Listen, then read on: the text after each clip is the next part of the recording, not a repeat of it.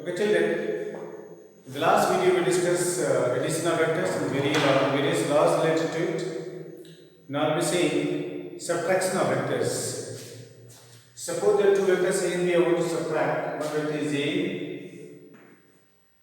this is A, this is vector B.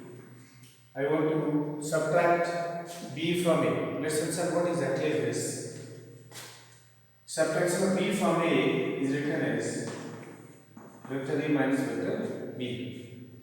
Now this can be written as A plus negative of B. Can we write like this? So clearly you can see the subtraction of vectors, subtraction of vectors. Subtraction of vectors is nothing but addition of two vectors by reversing one of the vectors. In this case, I want to subtract B, so I am going to add negative of B with A. Let's see what exactly it means in vector subtraction. The vector sense, I draw A first, this is A and this is B. Now we join tail to tail at this point. So we construct a parallelogram and the result set will be given by this leading diagonal. This is how much? A plus B. Now I want to add A with minus B. So what I will do is, keeping the same magnitude, I will reverse B. Same magnitude and reverse B. So this becomes negative B. You can see that A and negative of B are connected tail to tail at this point. So again I will construct a parallelogram here, and this leading diagonal will become the difference of two vectors. So what we understand is subtraction of a vector is adding negative of the given vector with what? First vector. A plus minus B is same as A minus B. You can see the magnitude of A plus B is different from the magnitude of A minus B. Because you have subtracted, you are adding. Now we are saying properties of vector addition. Properties of vector addition. What's our difference of two vectors? We will be discussing properties of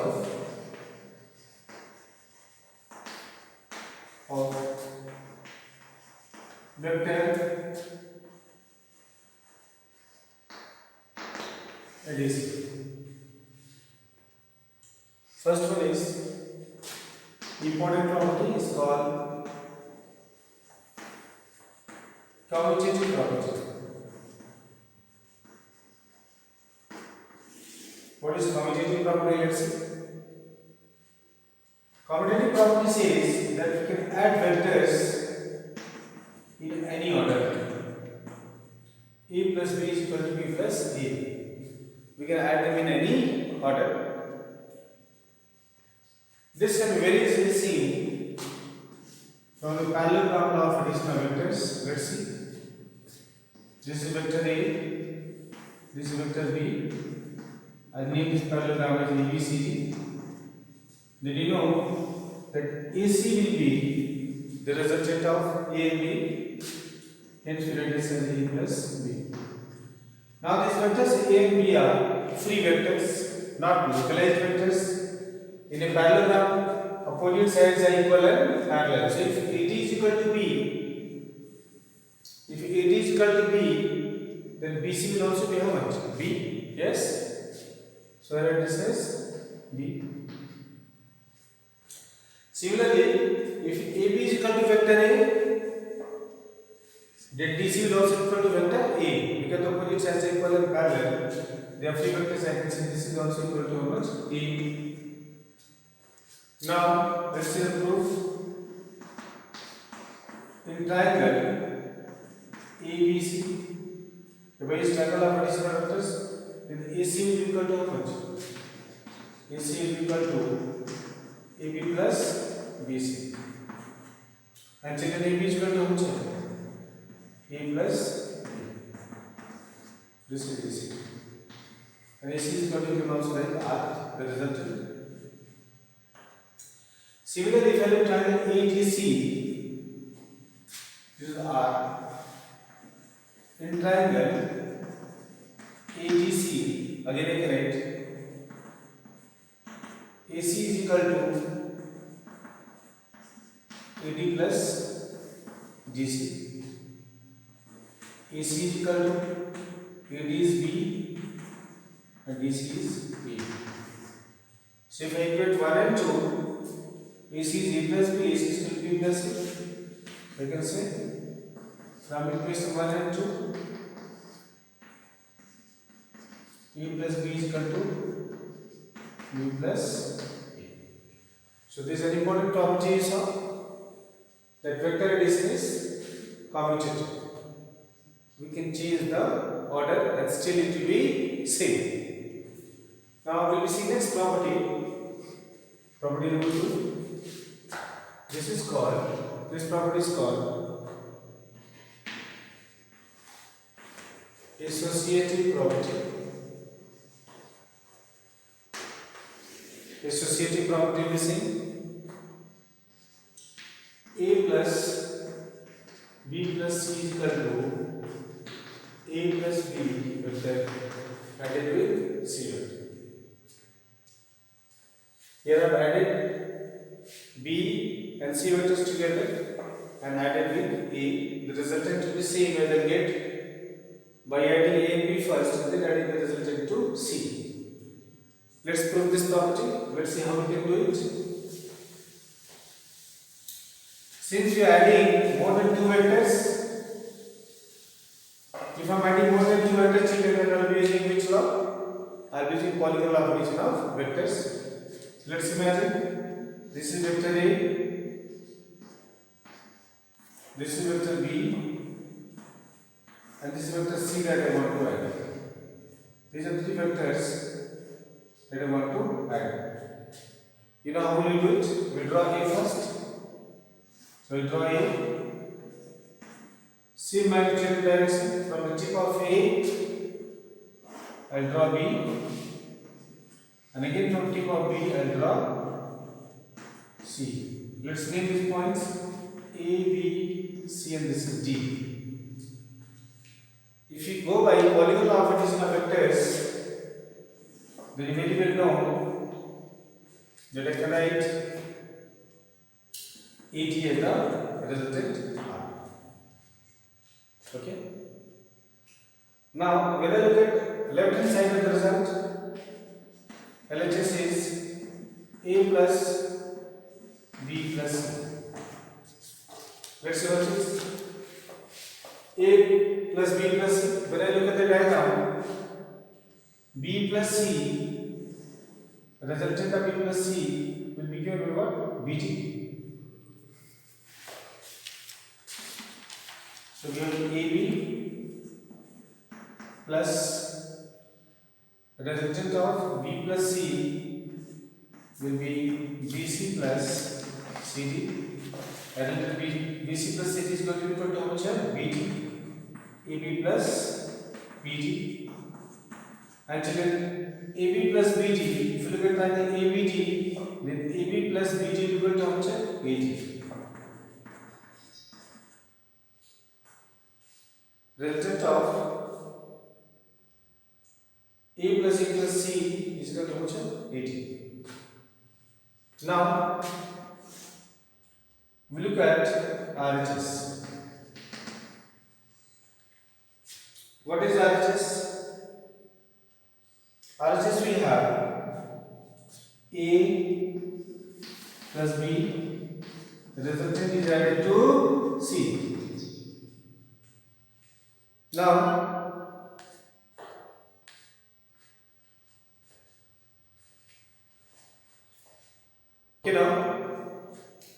so we we'll find A plus B plus C. A plus B. So when I'm writing it is AB plus BC. And how much is C children? C is CD.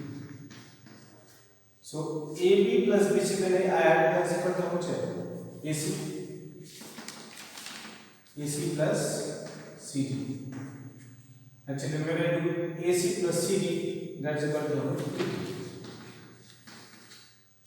So you can see that left hand side is equal to AD, right hand side is also equal to AD. Therefore, we conclude, hence A plus B plus C is equal to A plus B plus C. So this is dissociative property, which is an important property of vectors.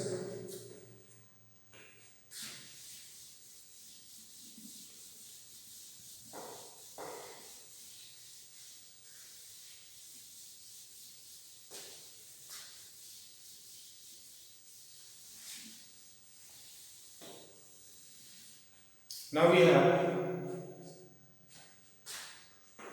scalar multiplication. Scalar, next property, scalar multiplication. So what is scalar multiplication property? It says that if each vector is multiplied by a scalar,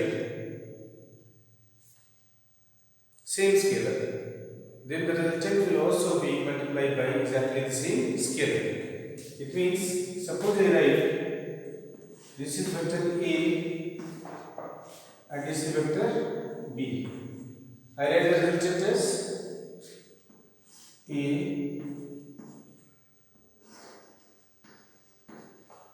and B are being added, that's equal to how much? R. So R is equal to A plus B. You are very well aware this is triangular addition of vectors. But suppose I choose to multiply A and B by number k.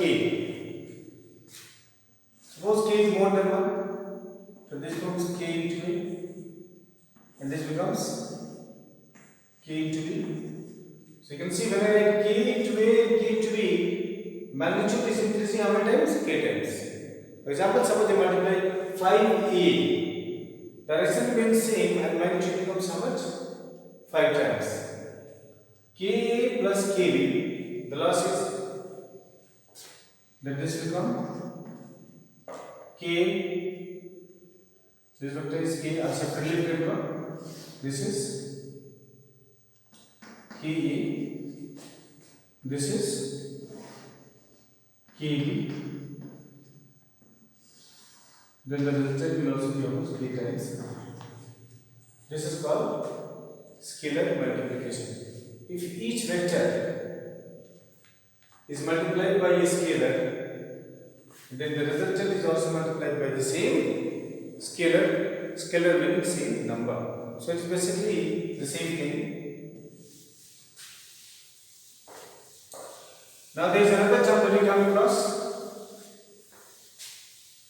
It is called linear combination of vectors. Linear combination of vectors. So what is linear combination of vectors? Suppose there are non-zero vectors A, B, C, let these are non-zero vectors. Non-zero vectors means their magnitude is not equal to 0 and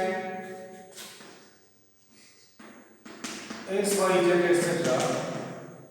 are scalars. A, B, C, etc. these are vectors. X, y, z are scalar being numbers. Now if I multiply them, then what do I get? I get x A YB plus ZC. Now you can see that X is a vector, YB will be a vector, ZC will be a vector. When I add up all these vectors, they will generate another vector, and this vector is written as R. So R equals to xa plus yb plus zc. This is called linear combination of vectors. We say that R has been expressed as linear combination of vectors, and this is possible only when A, B, C all are coplanar vectors. This is an important test for coplanar vectors. You have done already. Coplanar vectors are vectors which lie in the same what plane, right? Okay. So you also linear combination of vectors. Now children, we are going to discuss an important aspect of vectors, which is called components of a vector and resolution of a vector. Resolution of a vector. Let's see what exactly is resolution of a vector. Now let's look at a very simple case. This is A, this is B, and this is R. If you are given a combination of three vectors A, B, and R, then you know from triangle of addition of vectors that R equals to A plus B. What do you write? R equals to A plus B. That means the effective part, I'll name these points A, B, C. That means the effective part of R, vector R, along AB is A, and effective part of R along BC is how much? B. Okay. So the process of breaking a vector along certain direction is called resolution of a vector. So what is resolution of a vector? Resolution is process of splitting a vector along certain direction. The process of splitting a vector along certain direction is called resolution of vector. So I write R is equal to A plus B. So I've splitted R along AB, that is A, and I've splitted R along BC, that is how much B, because the resultant of A and B is how much R. So R is equal to A plus B, then A and B are called components. What they are called? Components. So when I break a vector along a certain direction, then the vector which I get is called component. Like I have broken R into two vectors A and B, then A and B are components of R. If I write, suppose I am writing Z is equal to X plus Y plus P. A vector Z is equal to X plus Y plus P. That means Z is the resultant of vectors X, Y, and P. And then I say X, Y, Z, X, Y, and P are components of which vector? Vector Z. Similarly, suppose I am writing R is equal to vector P plus Q plus R dot dot. Suppose I write like this. That means, suppose I choose one vector S. You go on. That means vector R has got its components P, Q, R, and S. And remember, children, each of these components will be directed along certain specific directions. Here I can write like this. R, this is P, this is Q, this is R, and this is S. So here R vector has got how many components? 1, 2, 3, 4 components. Often Often a question is asked, how many components a vector can have? How many components a vector can have? Infinite number of components. A given vector can have how many components? Infinite number of components.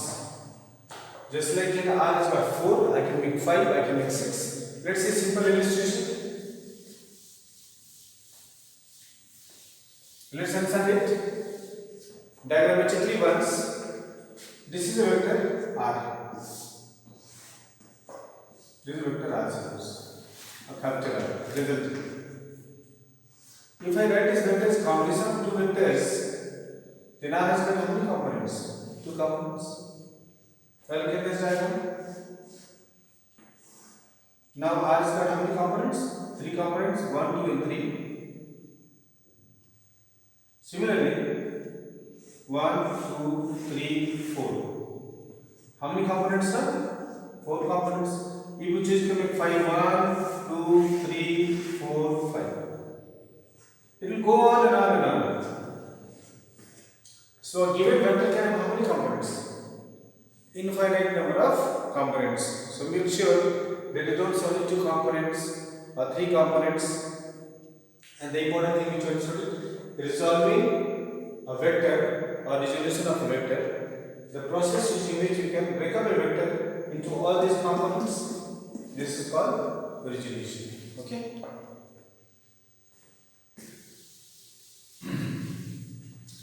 So we understood that a vector can have infinite number of components. Now we say rectangular components of a vector.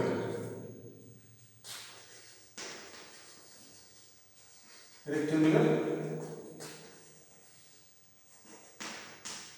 components of a vector. Rectangular components of a vector. Now, what are rectangular components of a vector? If you can find out components of a vector along perpendicular directions, then the components are called rectangular vectors. Let's see here. Rectangular components are components of a vector along perpendicular directions.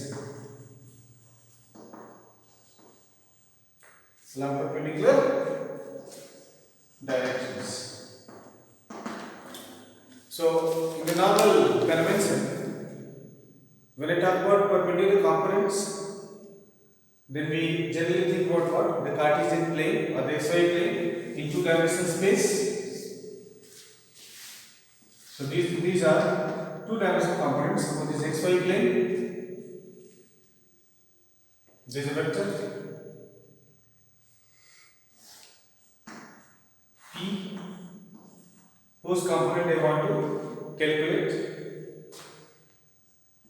Rectangular component. So rectangular components are Px along x axis and Py is along y axis.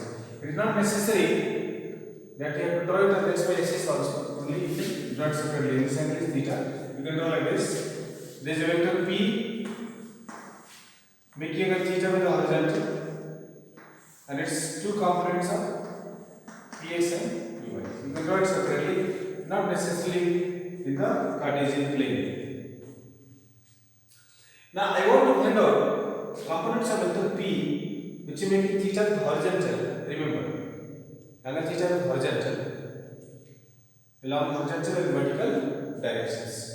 Let's name this. Suppose this is point A, this is B, and this is point what? C. So I can say Px is equal to Px plus Py. Px is horizontal component and Py is vertical component. So let's see what will be the values of horizontal and vertical component. Just remember simple formula for this. Very easy. If I take cos theta will be base over hypotenuse, which is EB by AC. EB is how much? Px, and how much AC, that is P. We will cross multiply then Px is equal to P cos theta.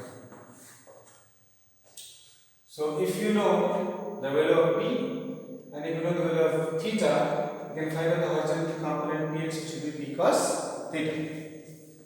Now suppose I want to find out the vertical component, then I will take the sin theta. Sin theta is equal to, here we have BC. This way how much? AC. BC is PY, AC is P. If we cross multiply, PY is equal to P sin theta. So here we come across a very important conclusion. Horizontal component will be P cos theta and vertical component will be P sin theta. Remember, we will be using this concept very extensively in physics, not only in motion in a plane, but throughout physics we will be using it very extensively, resolving into components. Horizontal component means component along angle theta, and vertical component is the other vector which is perpendicular to Px. So here in a nutshell, you can just remember this formula. If a vector P makes angle theta with horizontal, if a vector P makes angle theta with horizontal, then we have horizontal component Px is equal to P cos theta. Then we have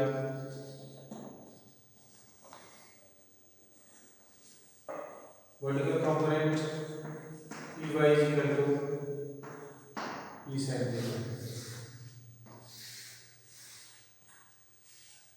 Okay, we can see a simple numerical on this.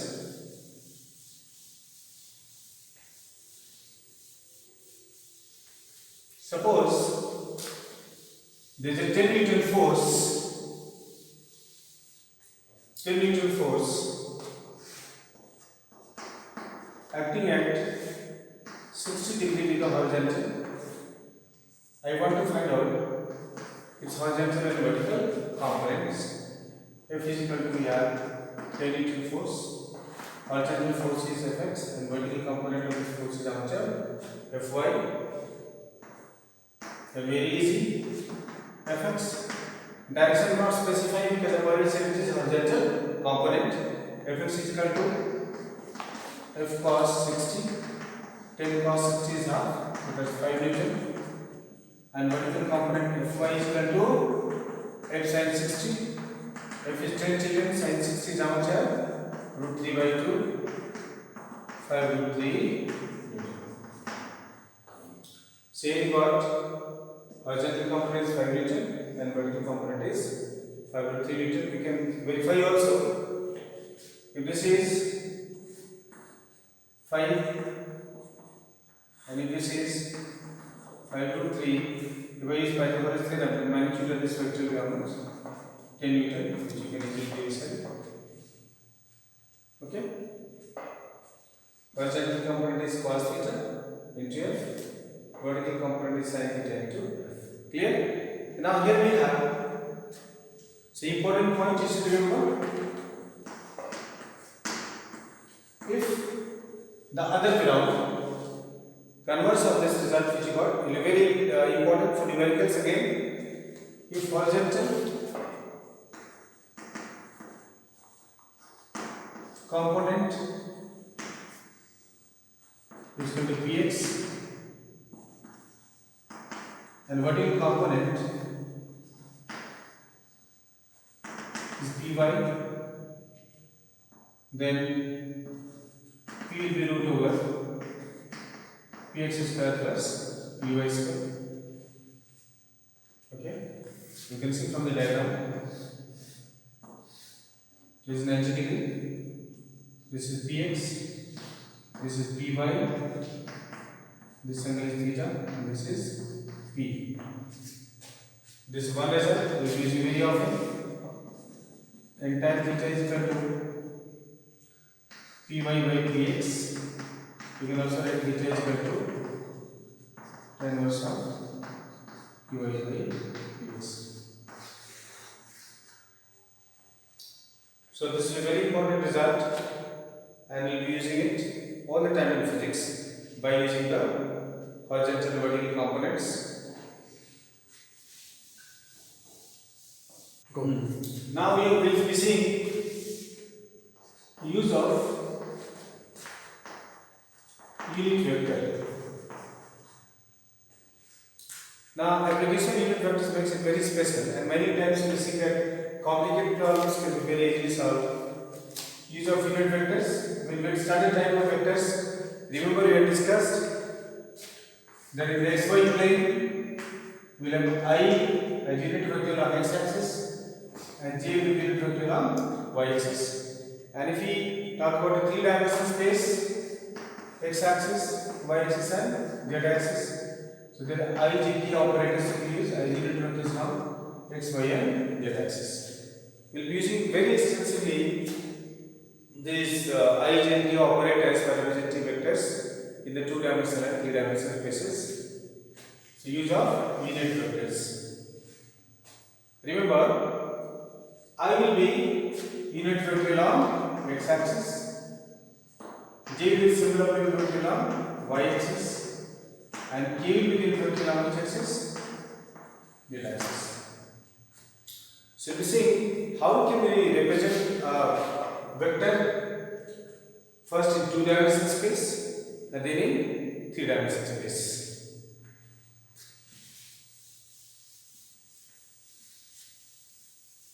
Okay, children. So we are seeing representation in 2D. 2D means xy plane. Remember, there is a point here, x comma y. OP is a vector that is R. Very important for you for studying motion in plane.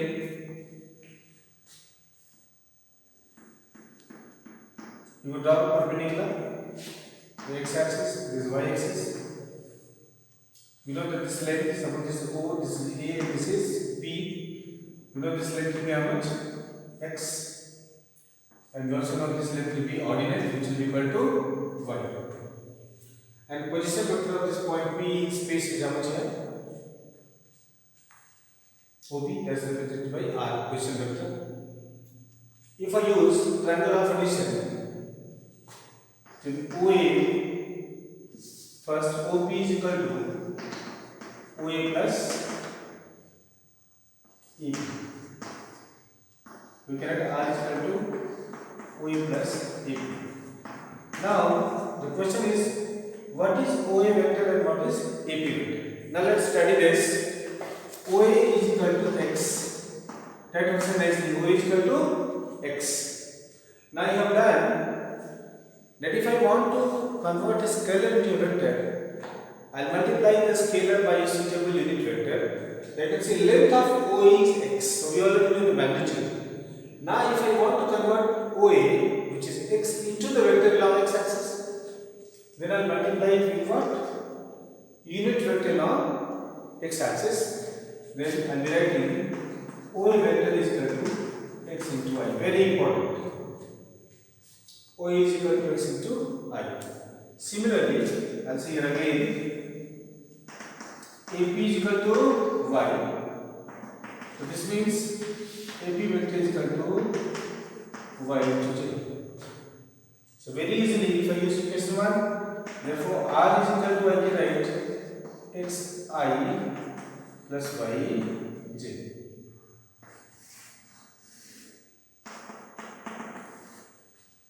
So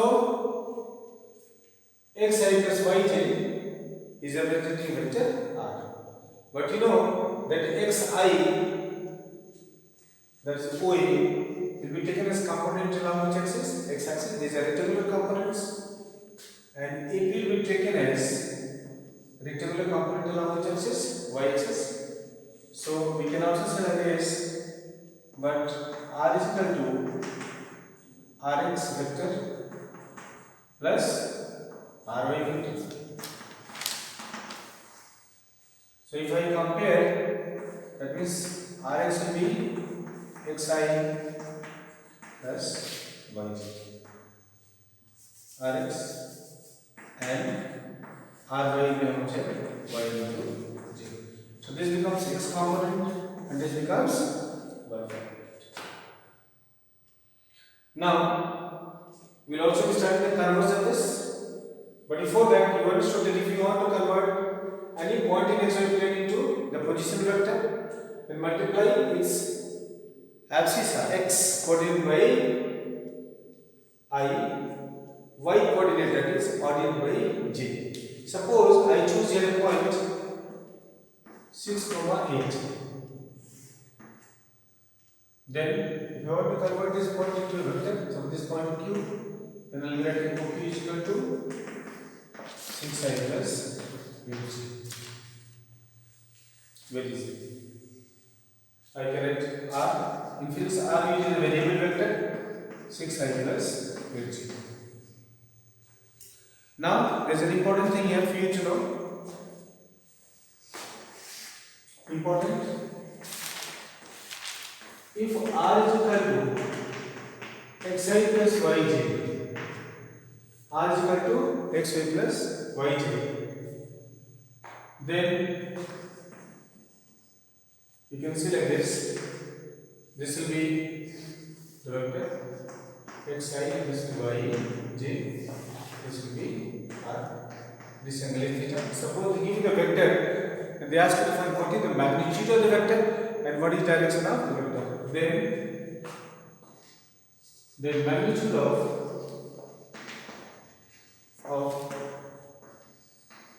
vector is related mod r, so what is that?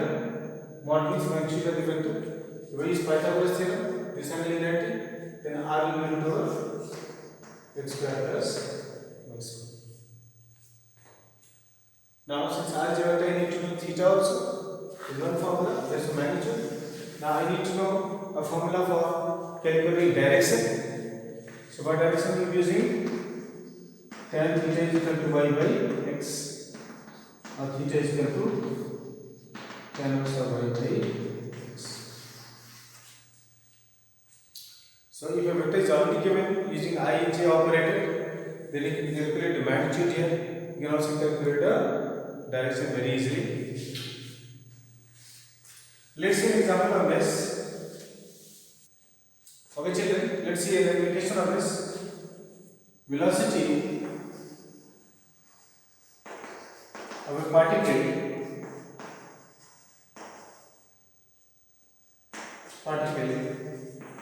at a given instant. Velocity of a particle at a given instant is v equals to 5i plus 5 root 3j. Okay. Now calculate number 1, its x and y component. Number 2, magnitude and direction of velocity. Magnitude and direction of velocity. Suppose I have to answer these two questions. Now let's see what is given. Given is v equals to 5y plus 5 root 3j. Now this obviously is component along x-axis because I is multiplied. This component along y-axis because j is multiplied. So I can write v is equal to vsi plus vyj, where vs is component along which axis? X-axis. Vy is component along y-axis. You can very easily compare this with r is equal to xi plus yj. You can see in place of x I got 5, in place of y I got what? 5 root 3, and x is same as vx, and y is represented by Vy. So you can see that the x component of velocity, children, Vx, if I compare, Vx is equal to 5,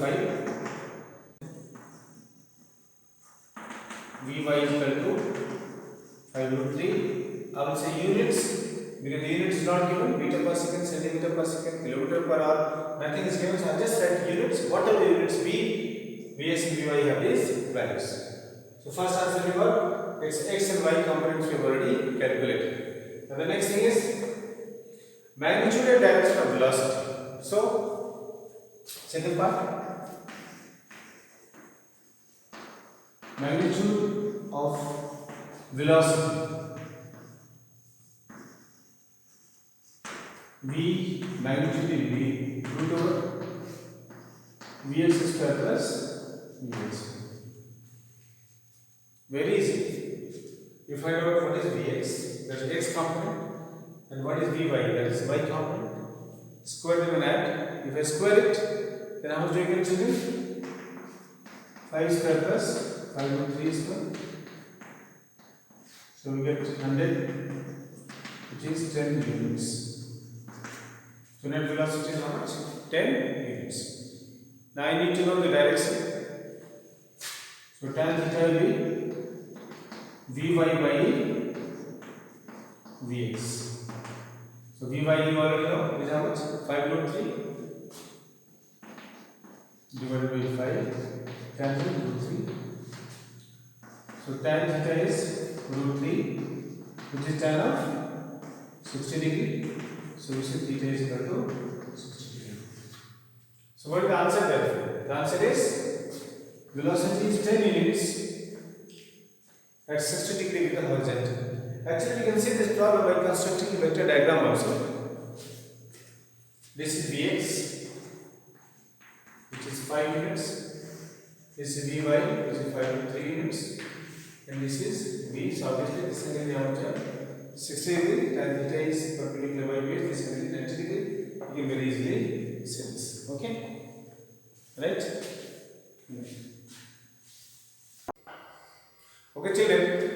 Now we see the representation of a vector in 3-dimensional space, also known as x y z plane. You are already familiar with x-axis, y-axis. This generates a 2-dimensional plane called xy plane. Now imagine another situation, another plane which is directly perpendicular to the xy plane. Obviously, this plane will be like this. This is represented by a third line called z-axis. Remember, the important thing is that the angle between any two axes is always 90 degree. This angle is, each angle is how much? 90 degree. We can understand this example from this cuboidal box. This is length, this is breadth, and this is height. You must study angle between length and breadth. This angle is how much? 90 degree. Okay. Angle between length and height is also 90. Angle between width and height is also 90 degree. So angle between two edges is always here 90 degree. Right? So this represents xy z plane. Whenever we represent a vector in xy z plane, then we consider unit vectors. I is along x-axis, j is along y-axis, and k is along z-axis. Clear? Now, if I want to represent a point in the xyz plane, x-axis, y-axis, z-axis. Suppose there is a point here, xy. You are already aware with xy. Now we add another point z. You would draw perpendiculars. This is x. This is y. You draw perpendicular on z-axis. Meets here. So this length is z. And the point of intersection of the three axes is called origin O. Clear? Now I say this point is A, this point is B, this point is C. OA, we know that OA is equal to x, then vector OA will become x into I.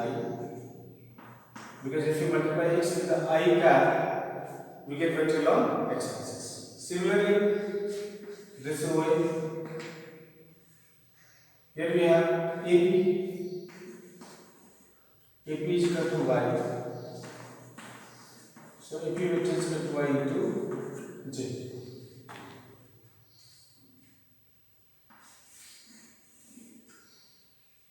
Now, similarly, OC. So AP is similar to OB, don't forget. Similarly, we have OC is equal to Z. So OC vector is equal to Z into Z. Clear? So we are able to represent these three vectors along x axis, y axis, and z axis. That x, y, z, and z. Now let's understand what will be the resultant of these three vectors.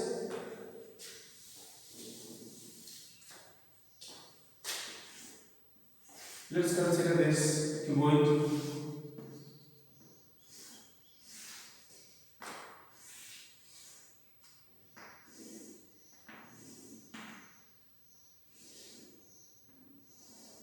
You know that the opposite sides are equal and parallel.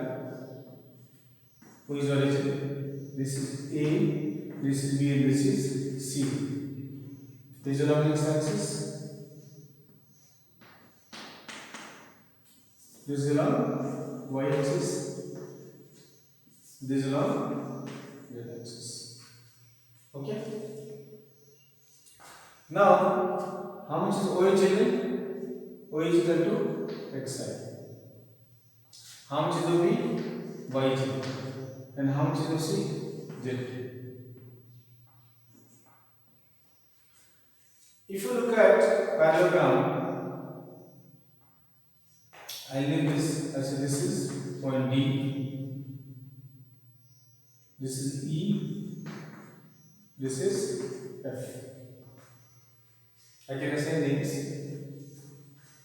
This is H.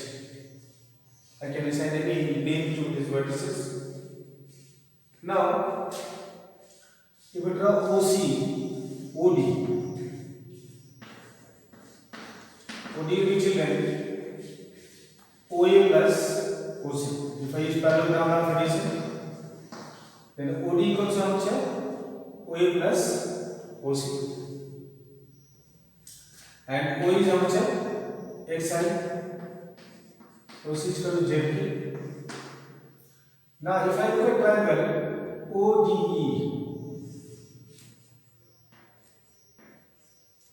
in triangle ODE, OE is equal to OD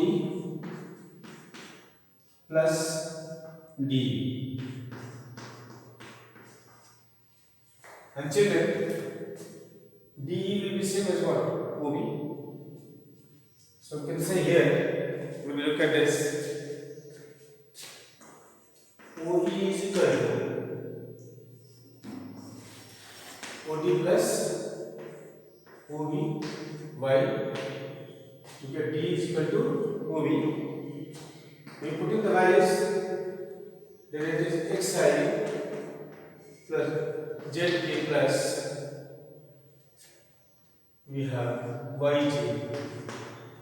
So I can write OE.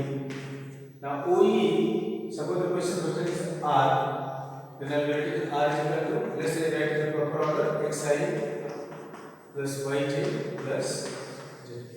So this is the representation of a vector in xyz plane. And just remember, this point E becomes xyz. Clear?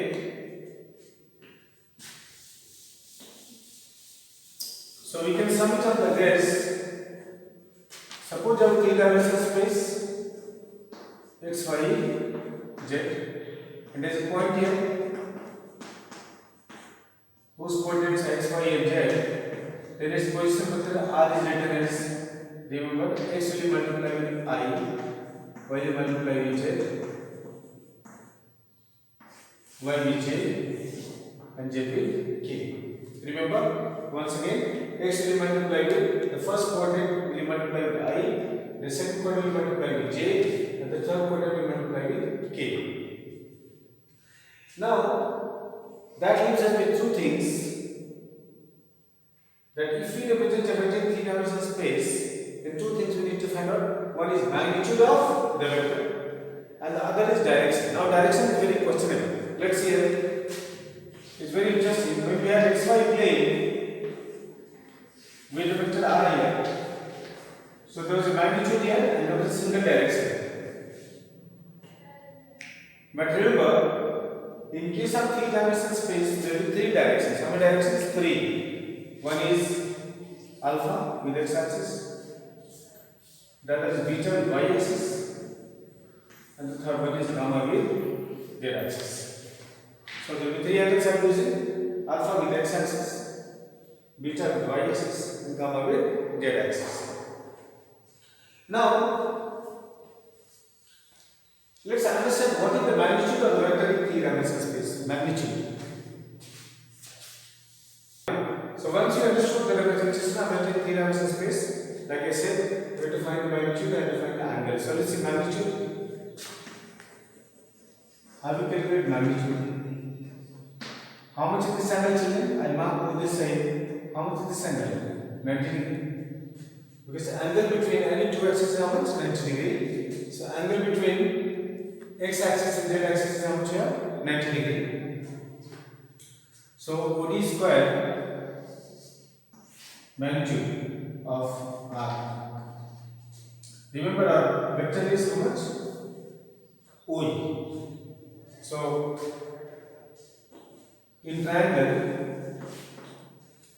we have in parallelogram O C D A. OD square will be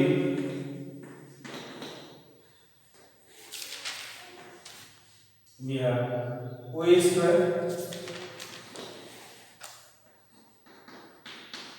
plus AD square, and OA square is how much? X square plus this is z, so this is also z square. So you got OD square is equal to x square plus z square. Now, when we look at this triangle OAD, ODE, there is something like this. This is O, this is D, and this is E. And how much is this angle now? 90 degree. So again here, OE square will be how much? OE square will be OD square plus D square. So OD square you can see there is x square plus z square plus y square. So we can also write x square plus y square plus z square. OE square means it is what? R square. So how much is R there for children? X square plus y square plus z square. So here we come across very important result. Magnitude of vector R. So we say here, hence magnitude of vector R, we write like this model sign, mod R is equal to root over x square plus y square plus z square. So got the first answer. We can summarize it very easily. If R equals to xi plus y plus zk, then modulus of R is root over x square plus y square plus z square. Okay, done. Now let's see the direction. Then xy plane, because in xy plane you have to find out only one angle, either with x axis or with y axis. But when you are finding direction in xyz plane, you have to find direction in x axis, you have to find direction in y axis, and also direction with z axis. So these are represented in terms of direction cosines. Remember here, alpha is angle with x axis, beta is angle with y axis, and gamma is angle with z axis. And then direction cosine for x axis. Direction cosine for x axis, let this is L. L is equal to cos alpha, and its value is x divided by root over x square plus y square plus z square. You can also write this as x by modulus of r. So this is the first direction now. Now we have direction cosine for y axis. This is written as m, and m will be cos beta, which is y divided by root over x square plus y square plus z square. That's y by modulus of r. And similarly, we have direction cosine for z axis. So then this is represented as n. So n will be cos gamma,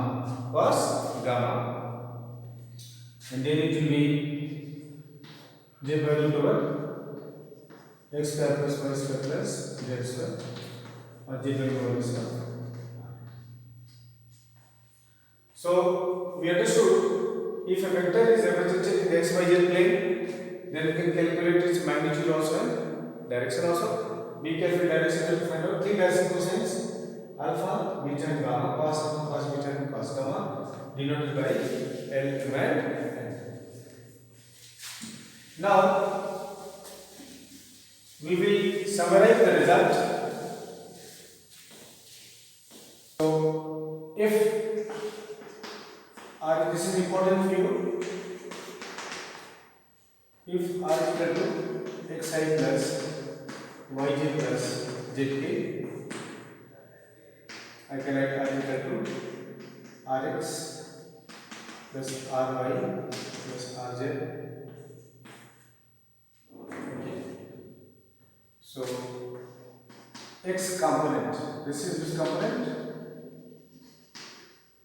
X component. Rx is equal to xi. Then you have here is it y component, ry is equal to yj. Z component,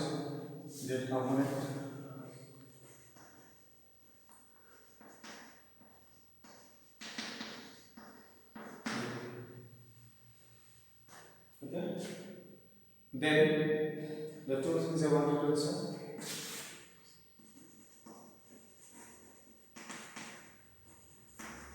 magnitude of the vector r mod is equal to root over x square plus y square plus z square. You can recognize this formula. Direction cosines will use for its direction.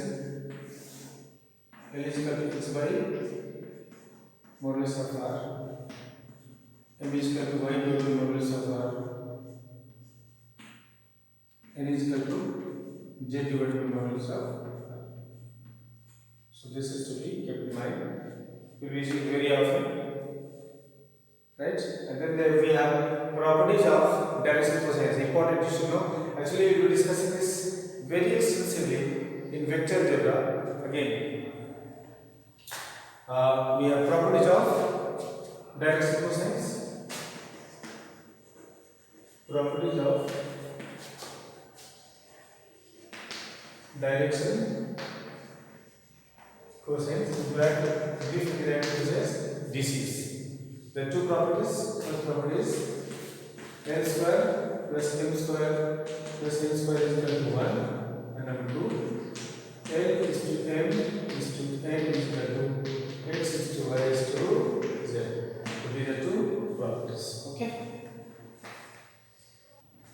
Alright children, we will be seeing one numerical application of what we learned, and this is important, you must understand it. A vector is given by r plus 3i minus 4j plus 12, okay? Find number 1, its x, y, z components. Number 2, magnitude of r. And number 3, its direction, cosines. So let's proceed children. First, given is r equals to 3i minus 4j plus j. And we write r is equal to rx plus ry plus rj. So rx is what? X component, ry is y component, rj is z component. So look, the x component contains I, y component contains j, and z component contains k. So if I simply compare, then rx will be equal to how much? 3i, ry will be minus 4j, and rj equals to this is 12 here. 12. Okay. So by comparing, you can see now magnitude of component along x-axis is 3, magnitude of component along y-axis is 4, along z-axis is 12. Now, second part we want to find out is how much the magnitude of the vector. Magnitude of the vector children is mod r is equal to over x square plus y square plus z square. In place of x we have how much? 3. Actually we will even compare it by writing r is equal to xi plus yj plus z. Alright children, x should be 3, y will be minus 4, and z will be how much? 12. Just substitute the values. It's very easy. We get 3 square plus minus 4 square plus 12 square. That is 169. Don't take the negative value. 30 newtons. Okay. Now the last thing we want to find is what are the direction cosines. So children, we find out direction cosines. L is equal to cos alpha, that is x by modulus of r. How much is x children? X is 3, y is minus 4, that is 12. And modulus of r we already calculated 13, so it will be 3 by 13. If you want to find the angle with x axis, then you write angle also. Cos inverse of 3 by 13. You got the first one. The next one is m. Actually, this you don't have to find because you do not want to find the angle. That's to find the angle cosines. So you can just end up with L, M, and N. So m is cos theta. Y is this is y by modulus of r. Y is minus 4 by 13. N is cos gamma, that is z by modulus of r, 12 by. So we have been able to get all this, and you should remember